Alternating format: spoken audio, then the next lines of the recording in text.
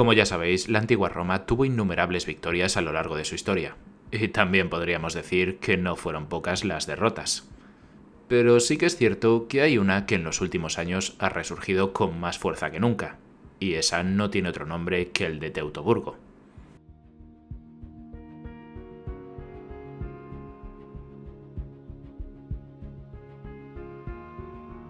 Hola, ¿qué tal? ¿Cómo estáis? Bienvenidos a un nuevo vídeo y sí, ya sé que hablé de esta famosísima batalla hace ya unos cuantos meses cuando hablé de la serie Bárbaros. Pero resulta que hace más o menos un mes hice uno de estos famosos shorts sobre esta batalla y bueno, entre que me lo ha petado una barbaridad y que no habéis parado de pedirme oye, ¿qué pasó después de esta batalla? Cuéntanos lo de la batalla de Distaviso. Pues bueno, aquí lo tenéis. Nos movemos hacia el año 9 después de Cristo. Augusto ya era un hombre mayor que pasaba de los 70 años, algo que no hacía bajar sus ánimos para expandir el poder romano. Unos años atrás, en Germania se había fijado la frontera en el río Rin, sometiendo y después romanizando a todas las tribus que allí se encontraban. Una de esas tribus fue la de los queruscos, cuyo rey Segímero, quien había sido derrotado años atrás por Druso, había sido obligado a entregar a sus dos hijos a Roma para que se educasen en las costumbres romanas, recibiendo educación y entrenamiento militar. Por entonces esto era una práctica bastante habitual en Roma, ya que así por una parte se aseguraban de que los jefes locales no se rebelasen y por otra, ya más a largo plazo, estos chicos que se llevaban a Roma, luego a su regreso a sus tierras, pues bueno, ellos ayudarían a la romanización del territorio. Hasta que Arminio volvió de nuevo a Germania, las tribus de la zona habían establecido una relación de cierta convivencia con el imperio. Tenían cierto autogobierno y disfrutaban de sus ventajas como las calzadas o el comercio que les permitía acceder a productos que nunca habían visto antes. Pero por contra también tenían sus motivos de tensión con Roma. Uno de ellos era el tema de los impuestos, ya que para ellos era algo nuevo y bastante molesto.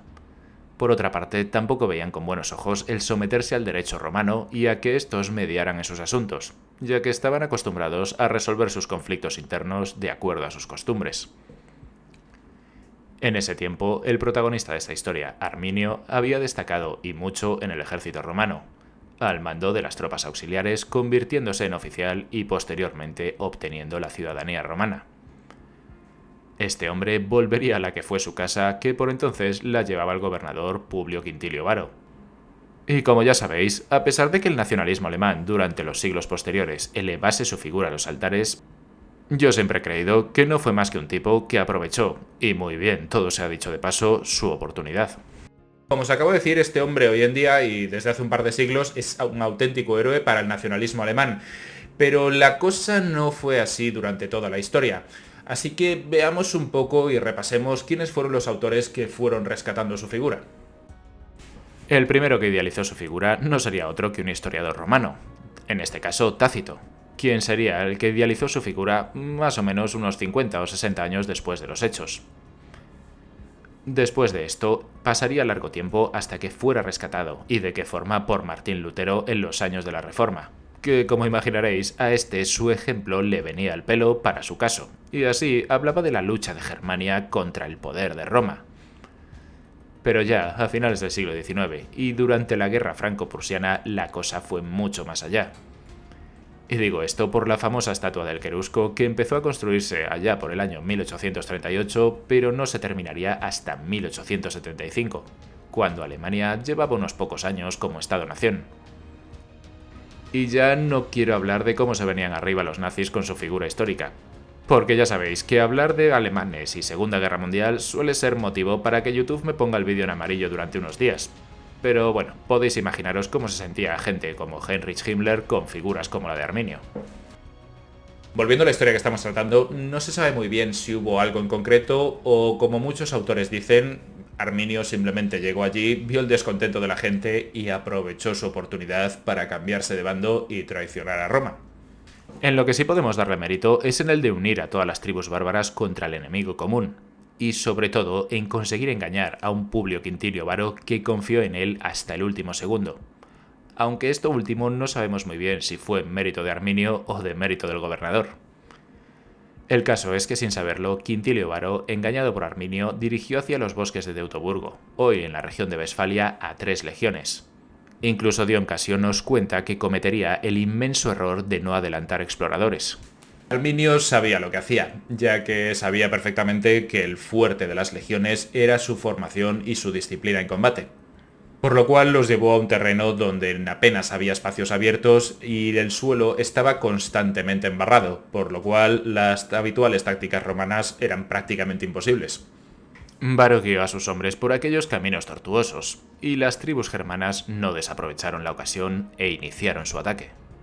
Los romanos, muy vulnerables en aquellos bosques, comenzaron a caer. El gobernador tardaría en ser consciente del ataque, hasta que los primeros heridos empezaron a llegar a su posición. A pesar de la gigantesca emboscada, las legiones lograron presentar batalla durante 3 días, pero el resultado fue el que todos sabemos. Hoy en día se estima que entre legionarios y civiles que les acompañaban, entre 15 y 20.000 romanos perdieron la vida en aquellos 3 días. Había que retroceder mucho tiempo para encontrarnos con una derrota romana de similares características. Roma perdería por supuesto también su estandarte durante aquellos 3 días de batalla, y el pobre Quintilio Varo, al igual que muchos oficiales, no sabemos muy bien si fue por vergüenza o por temor, terminó quitándose la vida. Pero ahora bien, vamos a la pregunta que a muchos sé que os interesa. ¿Cómo reaccionó Roma ante esta batalla? O mejor dicho, ¿cuál fue su reacción ante esta tremenda humillación? Esta victoria logró llenar de confianza a todas las fuerzas germanas, que lo celebrarían deleitándose con los cadáveres de los legionarios que allí se quedaron, y posteriormente se lanzaron a atacar todas las guarniciones romanas con el fin de expulsarlas al otro lado del Rin. Poco a poco todas irían cayendo, salvo una. La fortaleza de Atiso logró ponerse en guardia debido a que varios supervivientes de la masacre les pusieron en aviso. La guarnición fue asediada, pero lograron escapar poniéndose salvo al otro lado del Rin. La noticia hizo cundir el pánico en Roma, y para Augusto fue un mazazo devastador. Suetonio nos cuenta que no solo es que se golpease contra las puertas exclamando aquel famoso Quintilio Varo, «devuélveme mis legiones», sino que la desesperación y la rabia le acompañaron desde ese día hasta los últimos de su vida, y también se dejaría crecer el pelo y la barba. Obviamente esto a Roma le sentó como una patada en la entrepierna, ya que por entonces nadie en su sano juicio se esperaba una derrota de esta magnitud. Pero obviamente Roma no se quedó de brazos cruzados, y lo que hizo fue mandar para allí a un general que ya era bastante conocido por aquellas tierras, y por entonces era sin duda el mejor hombre que tenían. Sí, hablamos del futuro emperador Tiberio. Como ya os he dicho en varias ocasiones, a pesar de que la fama que cosecharía posteriormente como emperador, previo a todo esto, era considerado como un extraordinario militar, y al llegar a Germania no se lanzó a lo loco al otro lado del Rin, sino que primero optaría por reforzar las defensas romanas. Del lado germano, la unión que había logrado Arminio demostró ser bastante más efímera de lo que se pensaba en un principio, ya que Segestes, su suegro, formaría una coalición prorromana, y Marbot, de la tribu de los marcomanos, quien tenía un mayor número de tropas, y a quien Arminio había enviado la cabeza de Quintilio Varo para convencerle de que se uniera a su causa, optaría por mantenerse al margen de la misma. Una vez asegurada la frontera del Rin con hasta 11 legiones, Tiberio empezaría a mandar incursiones al otro lado de la frontera. Los romanos empezaban su venganza arrasando por donde pasaban. Este sería el inicio de la llamada Guerra Total en Germania, de la que se dice que Tiberio fue tan cauteloso en sus directrices que apenas tuvo bajas en sus incursiones. Pero a pesar de que Tiberio fue quien planificó y quien sentaría las bases para una futura venganza, no sería él quien la llevaría a cabo. Que por entonces a Augusto no le quedaba mucho tiempo de vida, e hizo llamar al que por entonces era su heredero. El honor de llevar a cabo aquella venganza recaería sobre los hombros de un por entonces bastante joven general llamado Germánico. Este hombre, casado con Agripina la Mayor, era por entonces un prometedor general que había tenido un papel destacado en la revuelta ilírica unos pocos años atrás.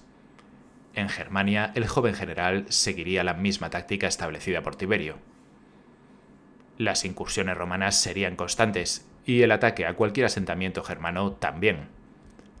Una acción de mucha relevancia simbólica sería la llegada de los hombres de Germánico hasta los bosques de Teutoburgo, donde pocos años atrás 3 legiones habían sido aniquiladas.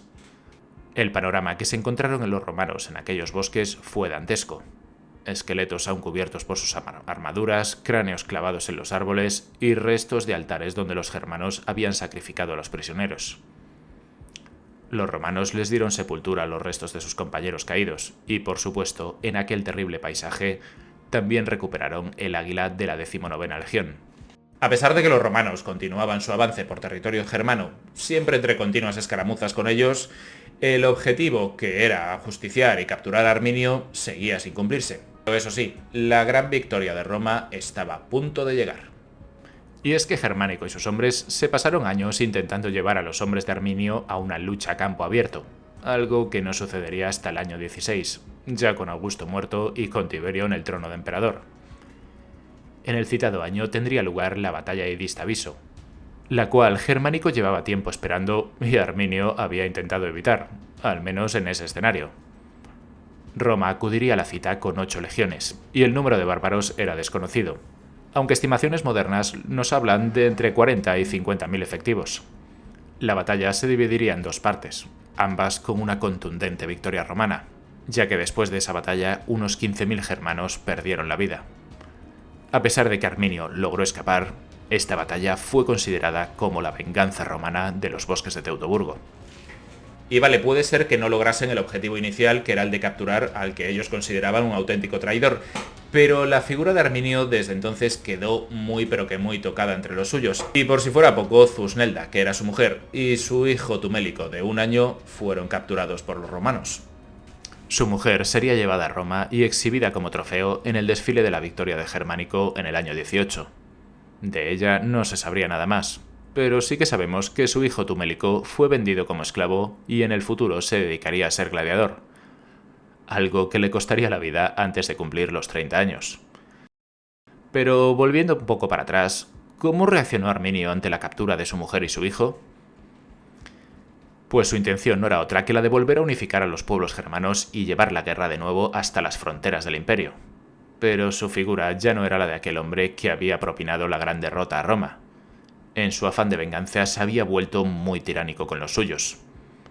Algo que hizo que su familia política, liderada por Segestes, padre de Zusnelda, le asesinase. En la tribu de los queruscos sería sucedido por Itálico, un hombre prorromano que volvería a la antigua relación con Roma. Aún así, tras la batalla de Distaviso y la muerte de Arminio, Tiberio llegaría a la conclusión de que el proyecto de conquista de Germania era demasiado costoso en términos humanos y económicos, y la venganza no justificaba el peligro y la dificultad de aquella guerra eterna. Retiraría sus tropas al otro lado del Rin y convirtió el río en una frontera fuertemente militarizada, renunciando al objetivo soñado de extender el imperio hasta el río Elba.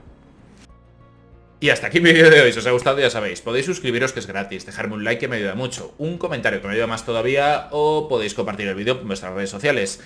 Y si no os ha gustado, pues como suelo decir en alguna ocasión, recomendárselo a alguien que os caiga mal para que se fastidie y se lo trague. Un saludo y hasta el próximo vídeo.